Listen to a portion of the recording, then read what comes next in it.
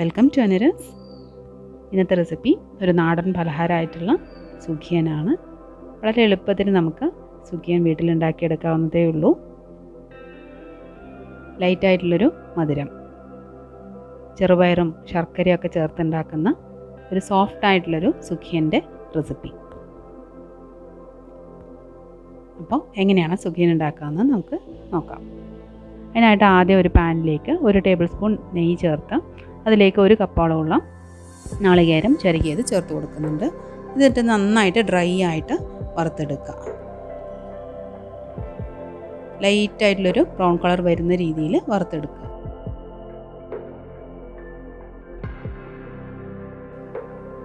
ഏകദേശം മീഡിയം ഫ്ലെയിമിൽ വെച്ചിട്ട് ഒരു 10 മിനിറ്റോളം വറുത്തെടുത്തിട്ടുണ്ട്. ഇത്രയും മതിയാവും. ഇനി ഇതിലേക്ക് ഞാൻ 1 കപ്പോളമുള്ള ചെറുപയർ നന്നായിട്ട് വറുത്തിട്ട് നല്ല മണം വരുന്ന രീതിയിൽ വറുത്ത് വേവിച്ച് എടുത്തതാണ്. ചെറുപയർ എന്നിട്ട് ഞാനത് അരിപ്പയിലിട്ട് അരിച്ചെടുത്താണ്. വെള്ളത്തിൻ്റെ അംശമൊന്നും ഉണ്ടാവാൻ പാടില്ല. അതേപോലെ ചെറുപയർ കുഴഞ്ഞു പോകാനും പാടില്ല. ഇങ്ങനെ ഉതിരായിട്ട് വരണം, നന്നായിട്ട് വെന്തിട്ടും ഉണ്ടാവണം. ഇനി ഇതിലേക്ക് ഒരു 4 അച്ച് ശർക്കര ഞാൻ കുറച്ച് വെള്ളം ഒഴിച്ചിട്ട് ഉരുക്കി അരിച്ചെടുത്ത് പിന്നെ നന്നായിട്ടൊന്ന് തിളപ്പിച്ചെടുത്തതാണ്. ഒരു നൂൽ പരുവമൊന്നും അല്ല, എന്നിരുന്നാലും കുറച്ച് നന്നായിട്ട് തിളപ്പിച്ചെടുത്തിട്ട് കുറച്ച് തിക്കായിട്ടുള്ളൊരു ശർക്കര പാവാണ്. കണ്ടില്ലേ, തിക്നെസ് കണ്ടോ? അപ്പോൾ ഇതാണ് ഞാൻ കൂടുതൽ അളവിൽ ഞാനിങ്ങനെ ഉണ്ടാക്കിയിട്ട് ഫ്രിഡ്ജിലെടുത്ത് വയ്ക്കും. എന്നിട്ട് ആവശ്യം ഉണ്ടാകുമ്പോൾ പെട്ടെന്ന് എടുക്കുകയും ചെയ്യും. അങ്ങനെയും നിങ്ങൾക്ക് ചെയ്യാവുന്നതാണ്. കുറച്ച് കൂടുതൽ അളവിൽ ശർക്കര ഉരുക്കി എടുത്ത് വയ്ക്കുക. എന്നിട്ട് ആവശ്യം ഉണ്ടാകുമ്പോൾ ചേർത്ത് കൊടുക്കുക. ഏകദേശം 3/4 ഗ്ലാസ് ഉണ്ട്. ഇത് കുറച്ച് ഏലക്ക പൊടിയാണ്. അപ്പോൾ ഇതും ചേർത്ത് നന്നായിട്ട് വെല്ലത്തിൽ ഇത് വരട്ടിയെടുക്കുക. മധുരം ഇപ്പം തന്നെ നമുക്ക് നോക്കാവുന്നതാണ്. എപ്പോൾ വേണമെങ്കിലും നമുക്ക് ഈ ശർക്കരപ്പാനി കുറേശ്ശെ ചേർത്ത് കൊടുക്കുകയോ ചെയ്യാം, വെല്ലത്തിൻ്റെ മധുരം അനുസരിച്ച്.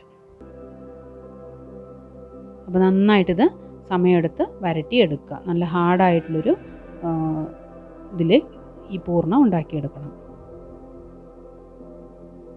ഇപ്പോൾ എല്ലാം ശർക്കരപ്പാവ് ഒഴിച്ച് കാരണം ഒത്തിരി ലൂസായിട്ടുണ്ട്, കണ്ടില്ലേ? അപ്പോൾ ഇത് നന്നായിട്ട് കുറച്ച് വരണം, ഡ്രൈ ആയിട്ട് വരണം ഈ മിക്സ്ചർ. മീഡിയം ഫ്ലെയിമിലിട്ട് ഒരു 10-20 മിനിറ്റ് എന്തായാലും ഇളക്കി വരട്ടി എടുക്കുക.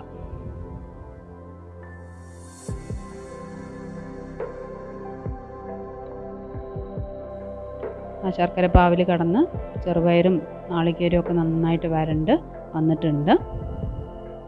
കണ്ട് ഡ്രൈ ആയിട്ടുണ്ട്. നല്ല ചൂടും ഉണ്ട് ഇതിനിപ്പോൾ. ഏകദേശം ഈ ഒരു രീതിയിൽ മതിയാവും. നന്നായിട്ട് വരട്ടി ഉണ്ടായിട്ട് കുറച്ചൊന്ന് നമ്മൾ ടേസ്റ്റ് ചെയ്ത് നോക്കുകയാണെങ്കിൽ നല്ലൊരു മധുരം ഉണ്ടാവും. മധുരം പോരെങ്കിൽ ഈ സമയത്ത് കുറച്ചും കൂടി ശർക്കരപ്പാവ് ചേർത്ത് കൊടുക്കാം. ഏകദേശം ഇത്രയും മതിയാവും. ഞാൻ ഫ്ലെയിം ഓഫാക്കുകയാണ്. ഒന്ന് തണുത്തതിന് ശേഷം നമുക്ക് ഉരുളകളായിട്ട് ഉരുട്ടിയെടുക്കാം. ഈ ഒരു ഡ്രൈ ആയിട്ടുള്ളൊരു ടെക്സ്ചറിലേക്ക് എത്തിക്കണം.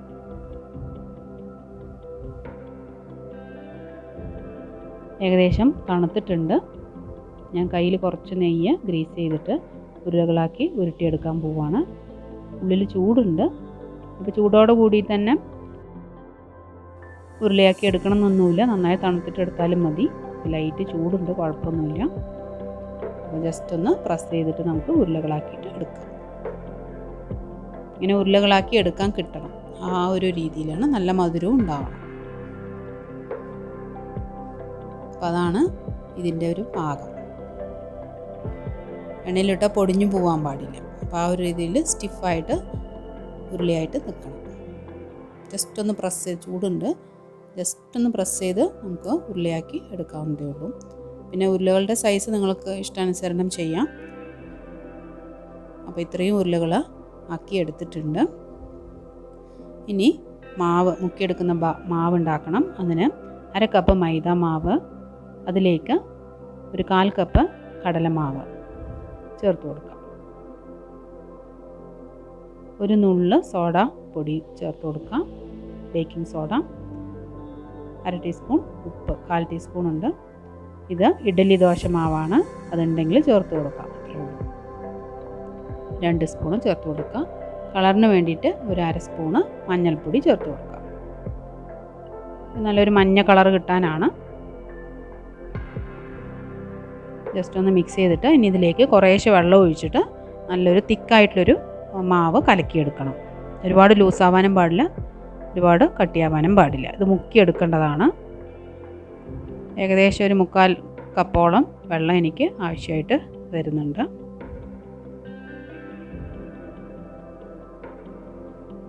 കൈ കൊണ്ട് കുഴച്ചെടുത്താലും കുഴപ്പമൊന്നുമില്ല. കട്ട കൂടാതെ നല്ല സോഫ്റ്റായിട്ടുള്ളൊരു ബാറ്ററായിട്ട് കുഴച്ചെടുക്കും. മാവിൻ്റെ ആ ഒരു പാകം ശ്രദ്ധിക്കുക. അതേപോലെ നമ്മൾ വരട്ടിയെടുത്ത ആ പൂർണ്ണം നന്നായിട്ട് സ്റ്റിഫായിട്ട് നിൽക്കണം. അത്രയേ ഉള്ളൂ.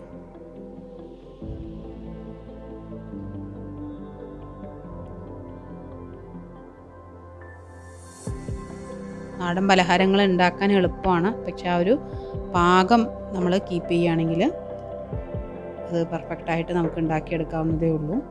ഇൻഗ്രീഡിയൻസും വളരെ കുറവാണ്, പിന്നെ ആരോഗ്യത്തിനും നല്ലതാണ്.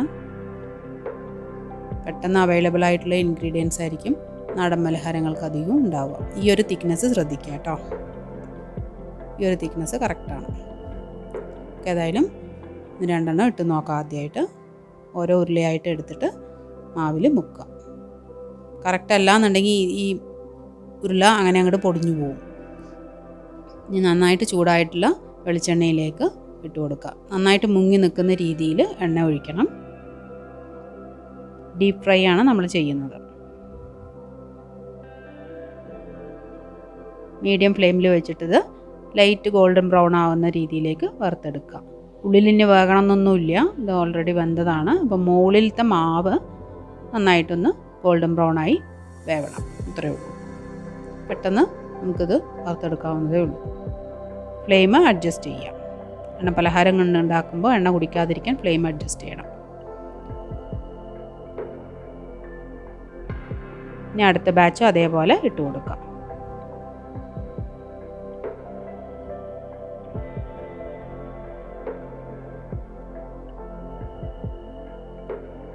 ആദ്യം നന്നായിട്ട് ചൂടായിട്ട് എണ്ണയിലേക്ക് ഇടുക, പിന്നെ മീഡിയത്തിലേക്ക് ആക്കുക. ഇത് നന്നായിട്ട് ഇത് ഇളക്കി മറിച്ചിട്ട് കൊടുത്ത് വേവിച്ചെടുക്കുക. ഒരു ഗോൾഡൻ ബ്രൗൺ കണ്ടോ, ഇതാണ് അതിൻ്റെ ഭാഗം.